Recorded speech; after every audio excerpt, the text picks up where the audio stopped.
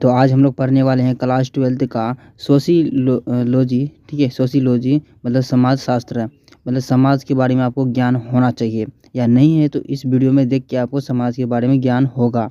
और दूसरा कि आप लोग तो गांव से ही हैं, ठीक है, मतलब किसी सोसाइटी से हैं या फिर समाज से हैं। तो अगर आप लोग हैं तो आप लोग वहाँ का गांव का जो तौर तरीके मतलब रीति रिवाज तो आप लोग जानते ही होंगे अच्छी तरीक़ा से, और नहीं भी जानते तो ये बहुत ही अच्छा सब्जेक्ट है।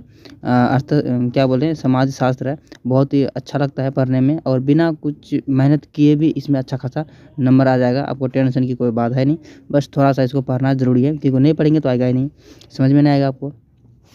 तो आज हम लोग बेसिकली कितना चीज़ पढ़ेंगे, 8 मतलब 8 या 9 मतलब विवाह के बारे में पढ़ेंगे, यानी कि लगभग आज हम लोग विवाह के बारे में कितने प्रकार के होते हैं और क्या क्या उसको कहते हैं तो उसी के बारे में आज पढ़ने वाले हैं। कंप्लीट करेंगे, पार्ट 1 है और पार्ट 2 में हेवी क्वेश्चन, ये भी क्वेश्चन हेवी है क्योंकि अगर इसको आप पढ़ लेते हैं तो आपको हिस्ट्री में भी जो क्वेश्चन पूछा जाता है विवाह का तो इससे भी आप बना सकते हैं, यानी कि एक तीर से दो निशाना। ठीक है, तो चलिए वीडियो स्टार्ट करते हैं। अगर आप इसका पीडीएफ भी लेना चाहते हैं तो लिंक डिस्क्रिप्शन में मिलेगा, वहाँ से आप पीडीएफ भी ले सकते हैं।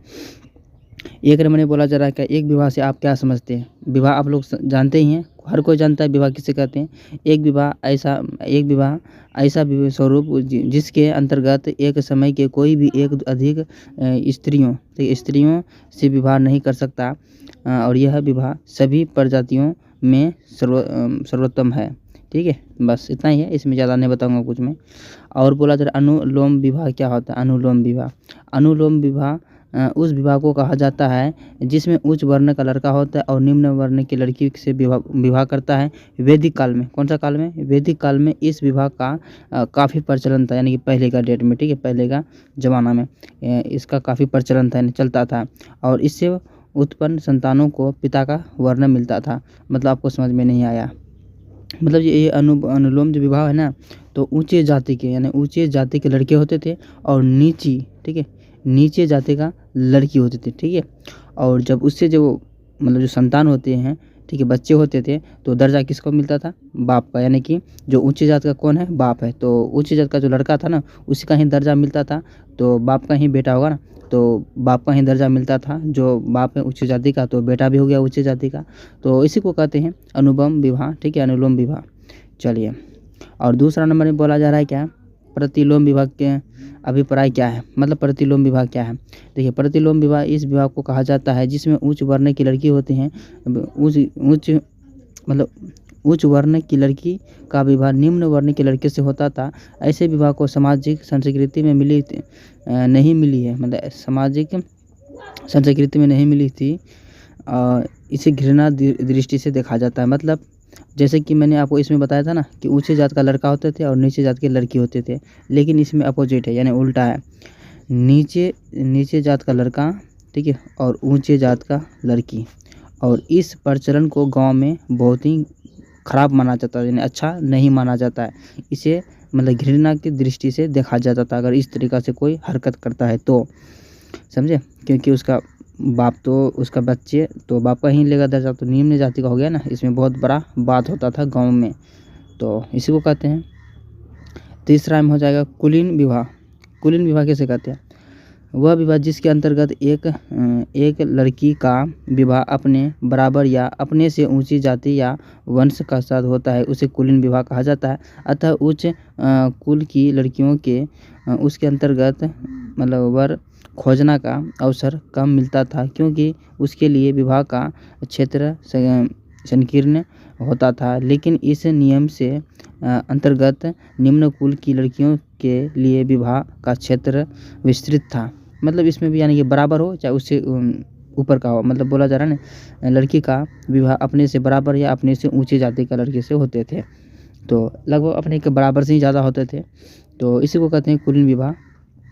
आप चीज़ों को समझ सकते हैं, ठीक है। चलिए, और 5वां नंबर में बोला जा रहा है, 5वां नंबर में बोला जा रहा है कि गांधर्व विवाह क्या होता है। गांधर्व विवाह ऐसे विवाह को कहते हैं वन और कन्या के पारस्परिक प्रेम के और फलस्वरूप होने वाला विवाह को गांधर्व विवाह कहा जाता है। इसके माता पिता अनुमति के बिना ही वर्ण कन्या विवाह कर लेते थे। इसका दूसरा नाम प्रेम विवाह भी है। मतलब इसका कहने का मतलब ये है कि माता पिता का कोई इसमें रोल नहीं है, ठीक है, जैसे कि अभी लव मैरिज करते हैं, ऐसे ही कुछ समझिए, उसके माता पिता को नहीं, बस लड़का लड़की भाग गए, तो ऐसे ही चलता था। इसको गंधर्व विवाह कहा जाता है। तो इसका बिना माता पिता का अनुमति से ही चला जाते थे, शादी कर लेते थे। चलिए 6 नंबर में देखते हैं। 6 नंबर में बोला जा रहा है क्या, प्रायपत्य विवाह कैसे कहते हैं। प्रायपत्य विवाह को परिभाषित करना है।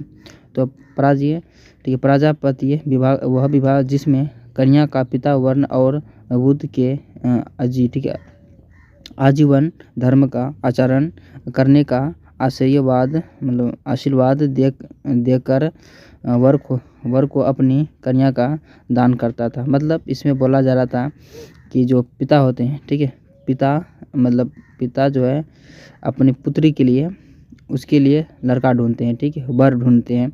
उसके बाद उसे देखकर आशीर्वाद देके उसको शादी कराते हैं। यानी कि इसमें पिता का रोल होता था, पिता खोजते थे, ठीक है, जहाँ पे मिले तो मिलने के बाद ही शादी कराते थे। तो इसी को ही प्रजापत्य विवाह कहते हैं। ओके, चलिए। और 7वां नंबर में बोला जा रहा है क्या, राक्षस विवाह किसे कहते हैं। नाम से ही पता चला राक्षस, ठीक है। तो राक्षस विवाह युद्ध में स्त्री या हरण कर जब उसने विवाह किया जाता, तब ऐसे विवाह को राक्षस विवाह कहा जाता है। महाभारत काल से ही 6वीं शताब्दी तक राक्षस विवाह का प्रचलन, लेकिन आज ऐसे विवाह का प्रचलन नहीं है। मतलब ज़बरदस्ती विवाह करना, ठीक है, विवाह करना। तो अभी ऐसा नहीं होता है, ये ज़बरदस्ती कोई अभी का हिम्मत नहीं है करने का, और होता भी नहीं है, क्योंकि उस समय जो लड़ाई होते थे, मतलब कि तो उसी में ज़्यादातर उसको हरा कर ही शादी कर लेते थे ज़बरदस्ती, जो अच्छा लगे उसको नज़र में। तो युद्ध के तो समय में ज़्यादा चलता था, अभी ये सब तो है नहीं, तो कहाँ से होगा ज़बरदस्ती वाला शादी। आगे पूछ रहा है क्या, पेशाच, ठीक है, पेशाच विवाह क्या होता है। तो पेशाच विवाह मतलब सोई हुई उन्मत्तम मादी, ठीक है, मदिरापन की हुई या राह के अकेली जाती हुई लड़की से साथ बलपूर्वक और कुकृत्य कर उससे विवाह करना शौचाई विवाह कहलाता है। सभा क्या श्रेणियों में यह सबसे निम्न कोटि का विवाह होता है। तो मतलब निम्न कोटि मतलब निचला सबसे विवाह हो गया ये, ठीक है। क्यों हो गया, क्योंकि जो रास्ता में चलते अकेले लड़की से शादी करते थे, ठीक है, बलपूर्वक यानी जीत करके, उसको मार करके, जैसे भी हो, लेकिन उसको बस शादी करना है ज़बरदस्ती, ऐसे कुछ समझिए। इसको ही निम्न कोटि का विवाह कहा जाता है।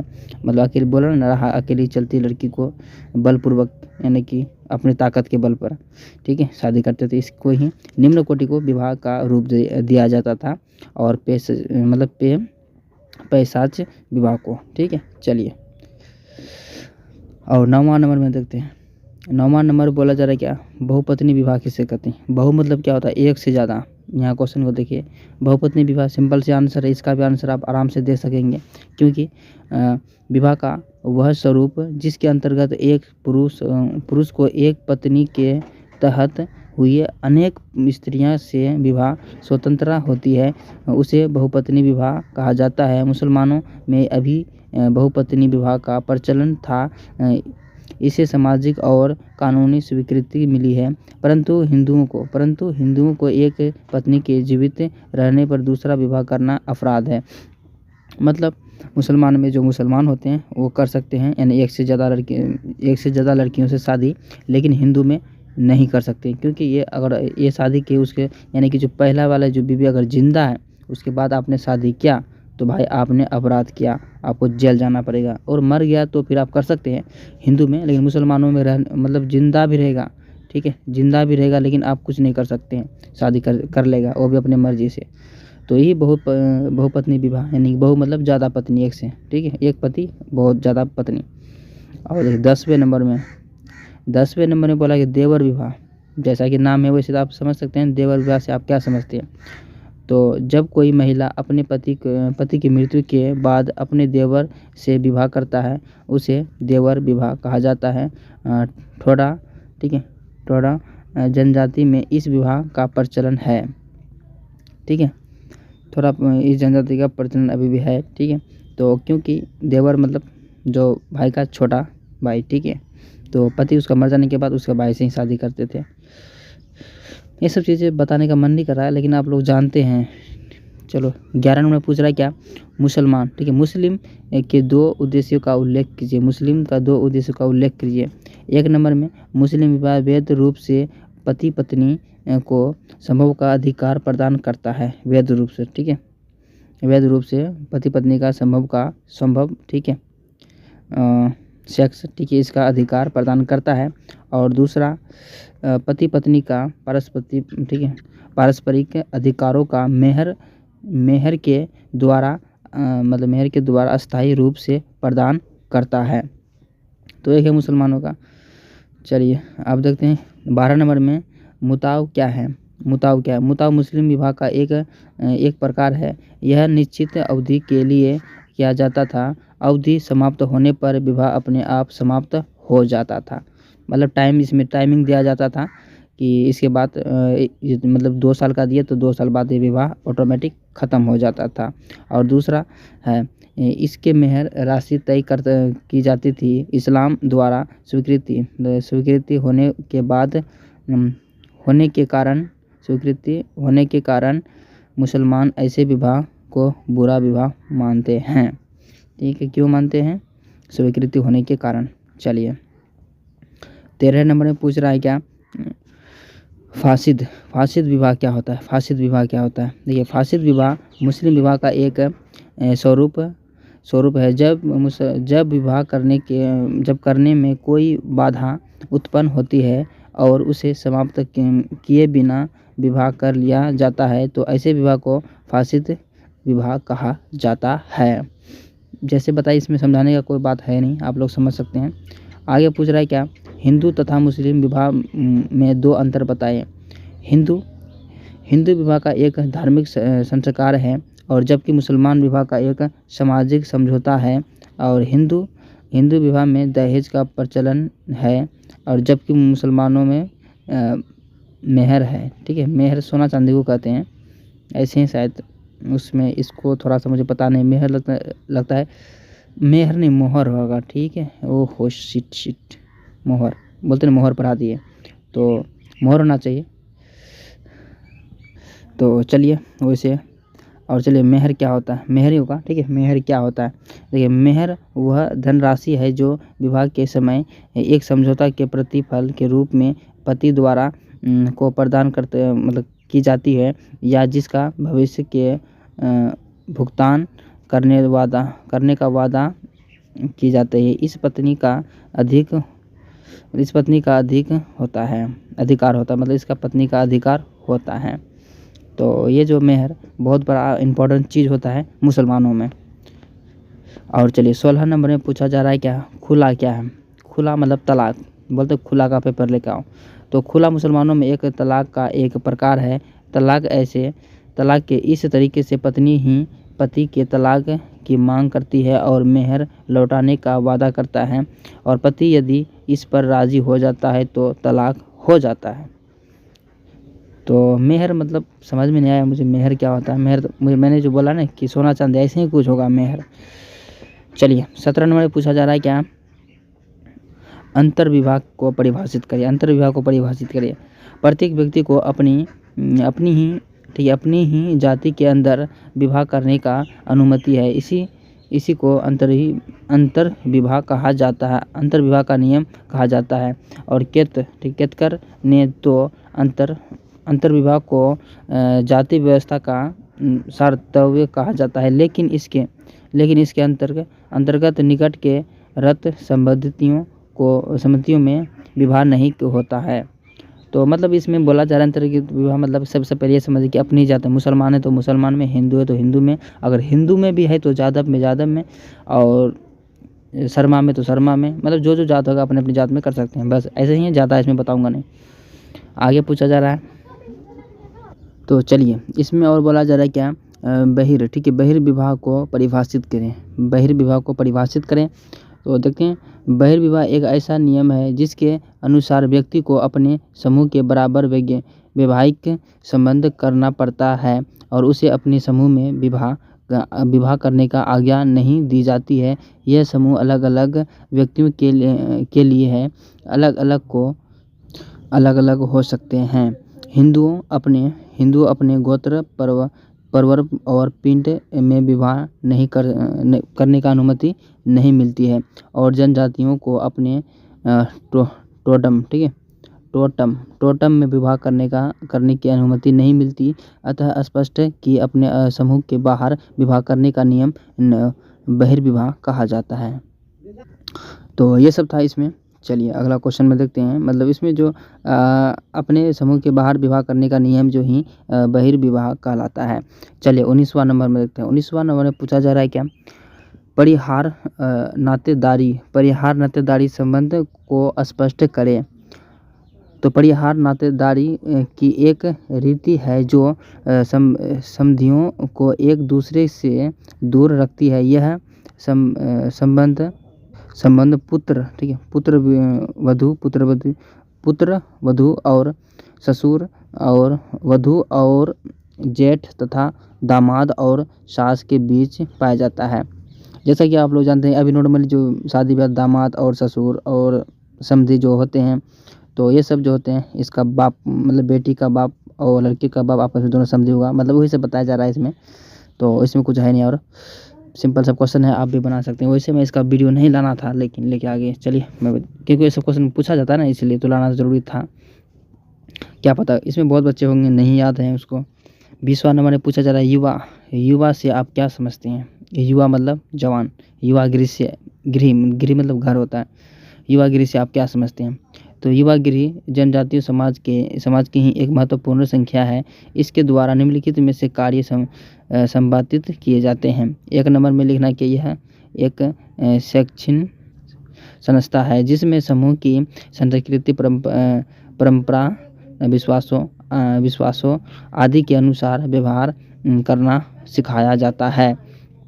और दूसरा नंबर में लिखना क्या, यह जनजातीय संस्कृति के मूलभूत सिद्धांतों से युवक युवती को बचपन से ही परिचित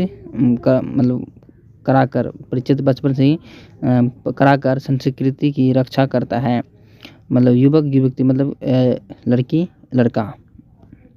आगे पूछ रहा है, इसके अंतर्गत सदस्य समूह के रूप में कार्य करते हैं जिसमें पारस्परिक स्नेह स्वभाव तथा एकता स्वभाव मतलब हाव स्वभाव तथा एकता की भावना को प्रोत्साहन मिलता है।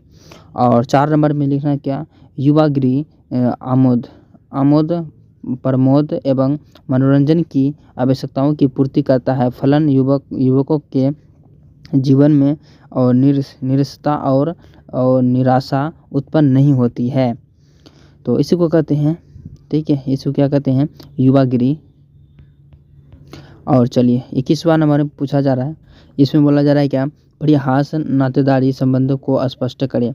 इसका भी आंसर देखते हैं। इसमें बोला जा रहा है कि नातेदारी व्यवस्था से अंतर्गत कुछ संबंधी ऐसे होते हैं जिसके बीच हंसी मजाक के संबंध होते हैं और मान्यता मिली है कि यह संबंध परिहास कहलाता है। जीजा साली देवर भाभी ननद भाभी और मामा भांजा के बीच परिहास और संबंध पाया जाता है।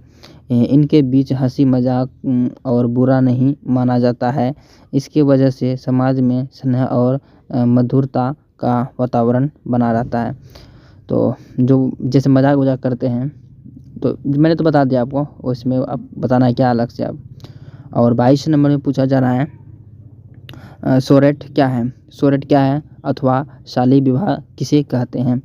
तो वह विवाह जिसमें पुरुष अपनी पत्नी की बहन के साथ विवाह करता है और शाली विवाह कहलाता है। गोंड जनजाति में शाली विवाह का प्रचलन है। चलिए 23वां नंबर में पूछा जा रहा है क्या, समाजशास्त्र शब्द की उत्पत्ति किन 2 भाषाओं से हुई है। ये सब इम्पोर्टेंट है, बिल्कुल भी आई है, ये सबको याद रखना आपको जरूरी है, तो नोट कर लीजिए इसको। और सोसाइटियों, ठीक है, सोशियोलॉजी, ठीक है, सोशियोलॉजी शब्द उत्पत्ति लेटिन शब्द तथा सोशी तथा ग्रीन, ठीक है, ग्रीक, क्या बोला जा रहा है, ग्रीक शब्द का लॉक्स से हुई है। तो ये सब इम्पोर्टेंट है, इसको थोड़ा याद रख लेना। और आगे पूछा जा रहा है क्या, और धर्मनिरपेक्षता की दो विशेषताओं का उल्लेख कीजिए। यहाँ से आपको इम्पोर्टेंट सब शुरू होने वाला हो गया, क्योंकि उससे पहले आप जानते थे वो भी पूछा जाता है, लेकिन वो सब आप बना भी लेंगे, ये सब नहीं सकेंगे आप बनाने।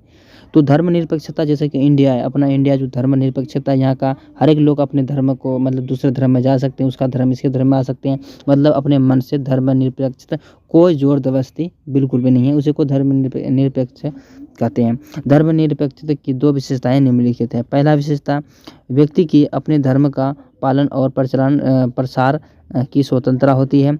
दूसरा, किसी भी धर्म राज्य द्वारा राज्य के लिए धर्म घोषित नहीं किया जा सकता। मतलब जैसे इंडिया है, इंडिया में क्यों जाना जाता है इतना, इंडिया को विदेश में इसलिए जाना जाता है कि इसमें मतलब बहुत ज़्यादा धर्म के लोग रहते हैं, लेकिन इसमें धर्म कोई नहीं है, मुसलमान का भी देश नहीं है, हिंदू का भी देश नहीं है, या फिर सिख का भी देश नहीं है, मतलब किसी का देश नहीं है, धर्मनिरपेक्ष है, इसमें कोई जाति का धर्म नहीं है, मतलब सबका मिला जुला कर है। 25वां नंबर में पूछ रहा है, भारतीय समाज और संस्कृति की दो विशेषताएं का वर्णन करें। तो ये देखते हैं, इसमें बोला जा रहा है कि भारतीय समाज और संस्कृति की दो विशेषताएं हैं। भारतीय समाज तथा संस्कृति का ऐतिहासिक प्राचीन है। इसमें माध्य, ठीक है, माध्यिकता, आदिम, ठीक है, आधुनिकता तथा समन्वय एवं और सामूहिकता को अधिक महत्व दिया गया है। चलिए अगला क्वेश्चन देखते हैं। 26, भारतीय जाति व्यवस्था पर नगरीकरण के प्रभावों का वर्णन करें। ठीक है, व्यवस्था का नगरीकरण का प्रभावों का वर्णन करें। नगरी के कारण जाति व्यवस्था के नियमों में और शिथिलता आई है। विभिन्न जाति के लोग एक ही विभिन्नता जाति के लोग एक ही मतलब व्यवसाय में साथ साथ काम करते हुए, इसके चलते जातियों का परस्पर पर पारस पाकर दूरी, ठीक है, दूरी कम हुई है। इसी के मतलब किसी व्यवसाय द्वारा जीविका चलाने के लिए लोग स्वतंत्र हुए और जातियों के बीच खान पान तथा संपर्क की भेदभाव समाप्त हो गए और व्यक्तिगत योग्यता और कुशलता को अधिक महत्व दिया जा रहा है और फलतः सामाजिक स्त्रीकरण का पुराना स्वरूप बदल गया और खला हुआ और स्त्री अब भारतीय की समाज में भी विकसित होने लगी। मतलब विकसित होने लगा समाज में भी। लोगों अब शहर को देख के, यानी शहर में जो काम करने जो लोग आते थे उसको ही देख कर धीरे धीरे गाँव का भी स्त्री महिलाएं अब आगे बढ़ने लगे। चलिए, और 27 में बोला जा रहा है कि बालिकाओं के दो समस्याओं को उल्लेख करें अथवा लड़कियों की दो समस्या विवेचना करें। तो लॉन्ग क्वेश्चन है, इसे वो देखिए, लॉन्ग नहीं शॉर्ट ही है। लड़कियों की दो समस्या निम्नलिखित है। लिंग के आधार पर लड़कियों के साथ भेदभाव किया जाता है, लिंग मतलब लड़का। और 2 नंबर में लिखना है कि लड़कियों को घर के कामकाज तक सीमित रखा जाता है, फलतः इसमें शिक्षा, खासकर उच्च शिक्षा का अभाव पाया जाता है। मतलब ज़्यादा क्लास करवाना यानी पढ़ाई करवाना, थोड़ा मोड़ा काम चल गया, मतलब घर का कामकाज तो करेंगे, थोड़ा नाम उम जान लिया, थोड़ा जितना तक पढ़ना, मतलब हाईएस्ट लेवल तक नहीं पढ़ाया जाता है। चलिए अभी तो पढ़ लेते हैं फिर भी। 28 नंबर में बोला जा रहा है, प्रधानमंत्री रोजगार योजना क्या है। प्रधानमंत्री रोजगार योजना जो है ना, बेरोजगारी की समस्या के निम्नकरण के उद्देश्य से केंद्रित सरकार के प्रधानमंत्री रोजगार योजना शुरुआत 2 अक्टूबर 1993 से अधिक। इस योजना के द्वारा शहर तथा गांव के शिक्षित इस योजना के द्वारा शहर तथा गांव के शिक्षित बेरोजगारों के बैंकों के ऋण उपलब्ध कराया जाता है ताकि उन्हें और स्वनियोजन का अवसर मिले। बैंकों द्वारा बेरोजगारी की अधिकतम 2 लाख रुपए तक ऋण दिया जाता है और सूद की दर कम होती है तथा ऋण को आसान किस्तों में बांटकर 7 वर्षों तक चुकाना पड़ता है। तो यही था प्रधानमंत्री रोजगार योजना। चलिए 29वां नंबर में पूछा जा रहा है कि जिला परिषद अध्यक्ष को 2 कार्यों का वर्णन करें। जिला परिषद का अध्यक्ष के 2 कार्य निम्नलिखित इस प्रकार हैं।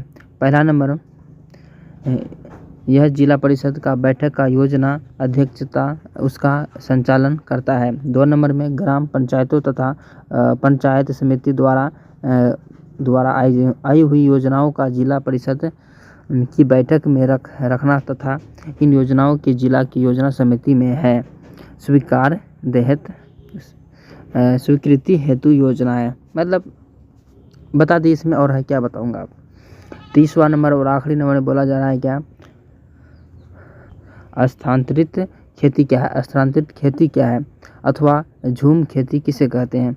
तो चलिए देखते हैं। झूम खेती आप लोग जानते हैं। स्थानांतरण खेती आदिम प्रकार की खेती है जिसके पहले वृक्षों तथा वनस्पति को काटकर उन्हें जला दिया जाता है। साफ की गई भूमि को पुराने उपकरणों लकड़ी के हिलों से जुलाई